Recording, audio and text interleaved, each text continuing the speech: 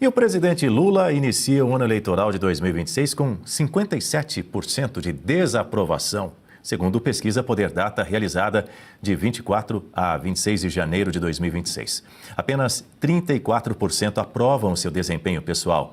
A avaliação do governo, por sua vez, é ligeiramente melhor, com 53% de desaprovação e 41% de aprovação.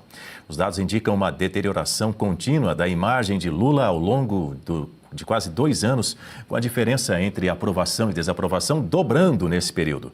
Apesar da alta desaprovação, Lula ainda se mostra competitivo em pesquisas de intenção de voto devido à falta de uma alternativa eleitoral sólida por parte da oposição.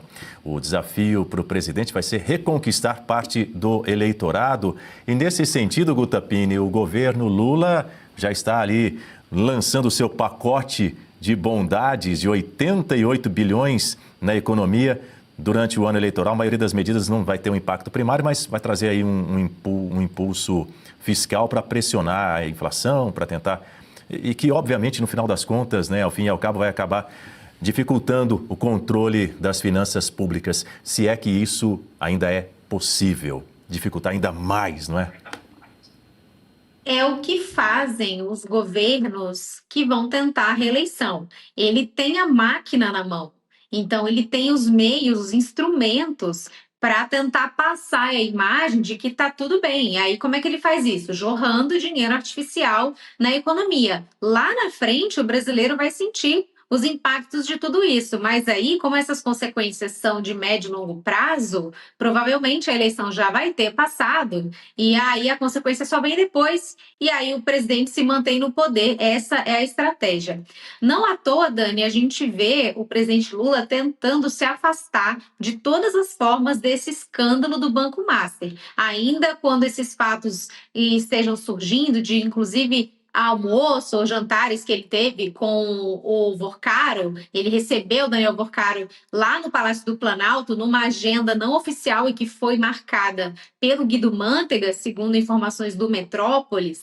O fato é que, em falas anteriores, falas recentes do presidente Lula, ele tem se mostrado indignado com esse escândalo. Numa fala recente, ele fala como que um cidadão deu um rombo de 40 bilhões e ainda tem gente que acha normal, que passa pano, que acha que está tudo bem, porque tem gente que não tem vergonha nesse país. Foi mais ou menos isso que ele disse. Depois disso, veio uma reação no Supremo Tribunal Federal, que inclusive essa reação foi relatada pela mídia amiga aí nos últimos dias, mostrando o descontentamento dos ministros, de alguns ministros, com essa postura do presidente Lula. Esses ministros teriam relatado que quando o governo Lula precisou do Supremo Tribunal Federal para passar as suas pautas, porque não tem base no Congresso, o Planalto se valeu do Supremo Tribunal Federal. Mas agora que o Supremo Tribunal Federal está exposto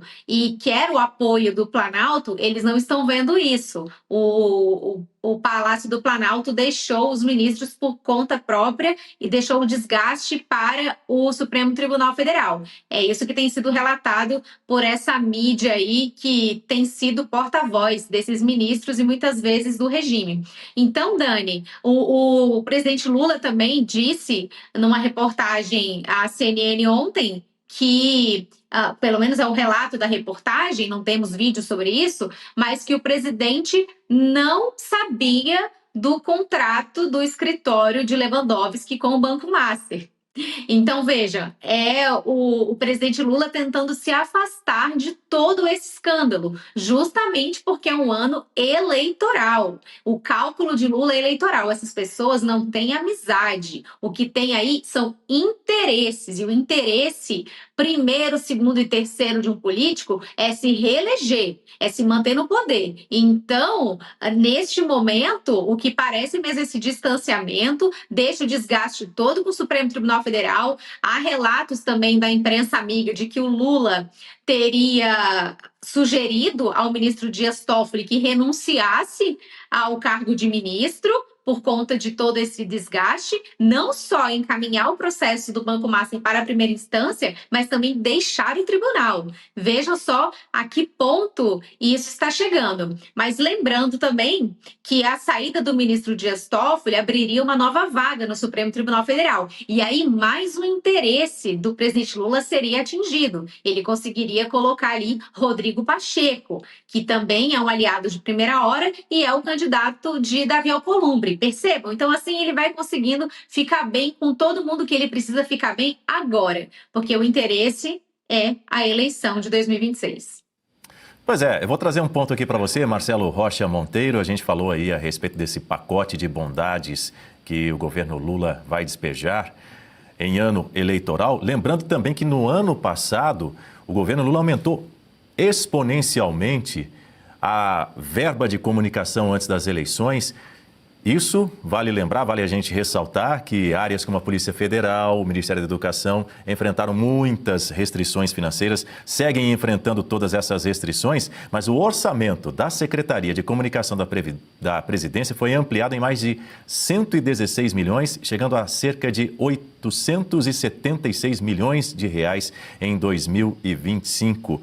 Esse material, isso tudo para uma divulgação, para tentar melhorar a imagem do governo petista e, ao que tudo indica, nem dessa forma, acredito que os fatos eles se sobrepuseram a qualquer narrativa midiática e também comercial, né?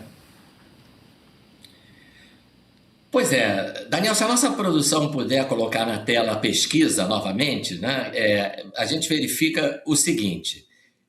No primeiro momento desse gráfico que aparece, a diferença entre desaprovação e aprovação, 50-39. Né? Aqui do lado esquerdo da tela a gente vê, em 2024, março, me parece, 50% desaprovavam o presidente Lula e 39% aprovavam. Isso dá uma diferença de 11 pontos percentuais. Quando você vem para a pesquisa mais recente, a desaprovação sobe para 57% e a aprovação cai para 34%. Isso aí é uma diferença de 23 pontos percentuais. Quer dizer, a diferença entre a maioria que desaprova e a minoria que aprova o presidente Lula mais do que dobrou, né? É o que o pessoal de pesquisa de opinião chama de a boca do jacaré está se abrindo. Quer dizer, a diferença está aumentando, né, entre os que desaprovam, que são maioria, e os que são maioria e cada vez em número maior, né, os que desaprovam o senhor Lula e os que aprovam são minoria e cada vez em número menor.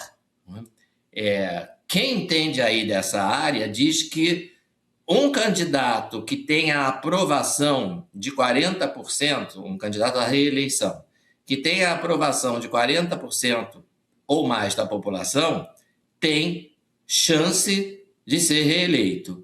E um candidato que tenha aprovação de menos de 40% tem uma excelente chance de ser derrotado. Então, essa preocupação.